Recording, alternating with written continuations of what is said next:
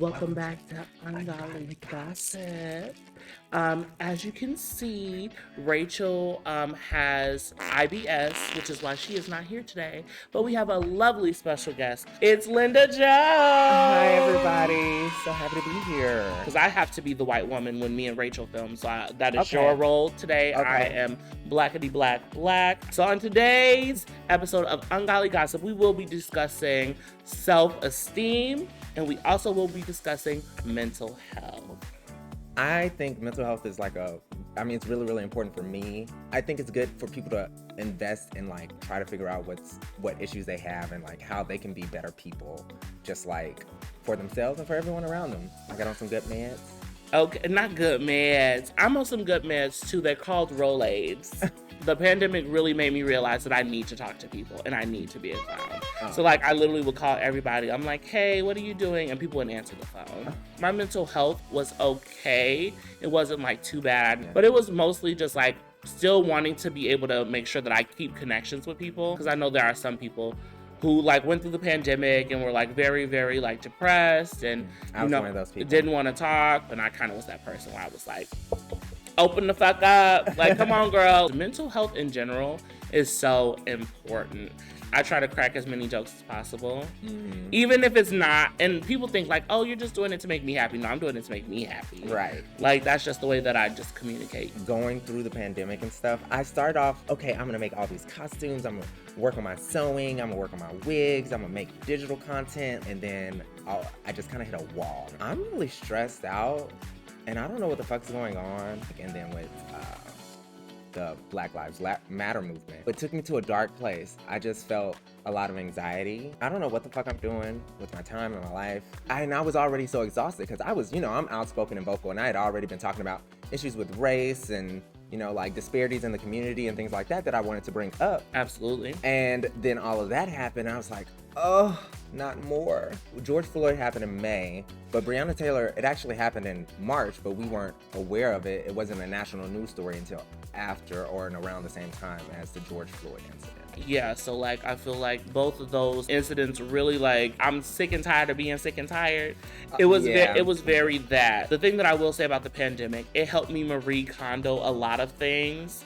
As Black people, just the way that we were raised, we inherit our parents' trauma and so on and so forth, but there's also this just unspoken and spoken rule that if you're Black, you don't have no time to break down. Mental health is not really a thing. Mm-hmm. If you're depressed, baby, go depress them damn dishes. When we need help, we just have this complex where we feel we just need to go and go and go. Mm-hmm. And then we end up breaking down, and then you just broke down on the side of the road. Mental health is a really big thing. And honestly, if you feel you're going under, it is always okay for you to ask for help. Yeah. Never be afraid. Seek help however you can. Drag is pain. Beauty is pain. Beauty is pain. Beyonce once was quoted as saying, pretty hurts. Yes. I'm fully happy, but before I go out, I look like I'm about to die because drag is exhausting. So I'm fully just disassociating, just staring at the wall. And they're are you okay? Do you want to talk? And I'm I'm literally fine. I just know that I'm gonna overexert myself. Rachel stumbling and making me feel I am the smarter, superior being, that helps my mental health. Yeah. And that's why we do this show. If you need help, feel free. Never be ashamed. That will totally end the stigma. You need help, talk to friends, talk to family. If you need to, get on medication.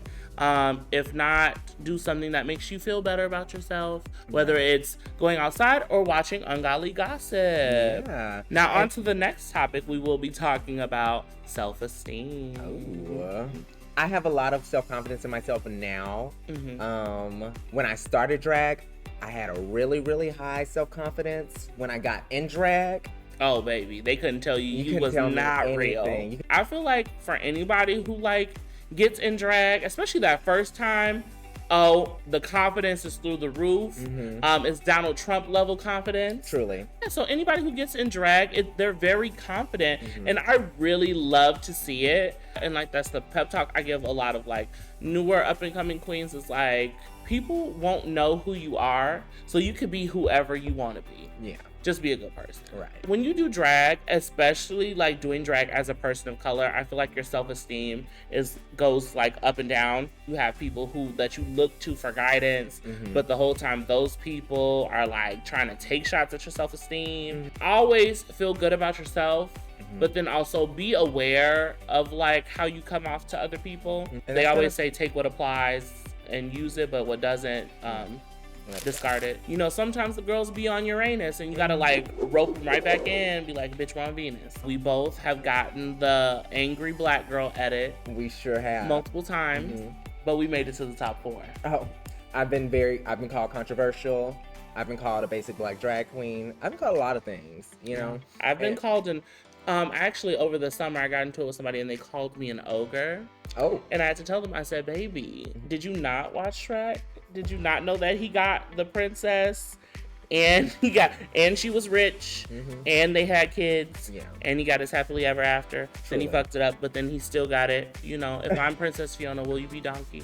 Knowing that you're right and then people gaslight you the whole way, because then even during the gaslighting process, you know that like, okay, I'm not in the wrong, but everybody else is making you feel like you're the bad guy or you're the villain, so that kind of messes with your self-esteem. And it's like, if you are a person like us who like is outspoken and like isn't wavering with their opinion, even though we're speaking on what's right, even though people can't accept the truth sometimes, it makes you feel like, okay, well, why am I speaking if people are gonna like try to ostracize me? It makes you less confident about speaking out. It was a struggle for me with my self-esteem, especially when I got a lot of backlash for being vocal.